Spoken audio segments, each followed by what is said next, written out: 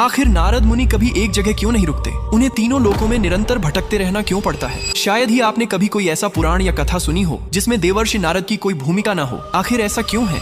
ये कहानी उस समय की है जब सृष्टि का आरंभ हो रहा था। सृष्टि के आरंभ में दक्ष ब्रह्मा जी के मानस पुत्र और महान प्रजापति थे। सृष्टि के विस्तार और वंश वृद्धि को आगे बढ़ाने का दायित्व उन्हीं पर था। उनका उद्देश्य था कि उनकी संतानें विवाह करें, संतति उत्पन्न करें और संसार को आगे बढ़ाएं। राजा दक्ष के पुत्र हर्षयश्व और बाद में शबलयश्व का जन्म हुआ। ब्रह्मा जी ने उन्हें आदेश दिया कि वे गृहस्थ जीवन अपनाएं और सृष्टि की रचना में योगदान दें। उसी समय देवर्षि नारद वहां पहुंचे। नारद मुनि ने उन युवकों को समझाया कि संसार का सुख क्षण भंगुर है, मोह और बंधन अंततः दुख का कारण बनते हैं। उन्होंने उन्हें मोक्ष और भक्ति का मार्ग दिखाया और कहा कि पहले संसार को देखो, अनुभव करो, फिर निर्णय लो कि गृहस्थ जीवन तुम्हारे लिए उपयुक्त है या नहीं। नारद की बातों से प्रभावित होकर दक्ष के सभी पुत्र संसार की यात्रा पर निकल पड़े। वे ज्ञान और आत्मबोध की खोज में आगे बढ़ते गए और फिर कभी अपने